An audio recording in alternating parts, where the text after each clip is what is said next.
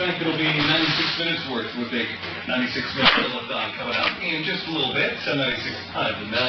From Manchester's only classic rock station.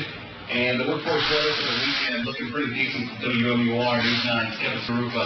Pleasant due to 80s today. We could have a passing afternoon shower, 15-59 most of the time, and partly sunny tomorrow and Sunday. So temperatures right around 70 degrees coming up for our high for both days. So it's going to be a bit on the cool side, definitely.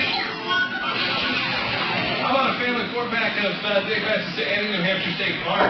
You want them? You can log on to AnnieStateParks.org for more information, or you can just call number 5 right now and win it from me. 669-9650. A 4-pack.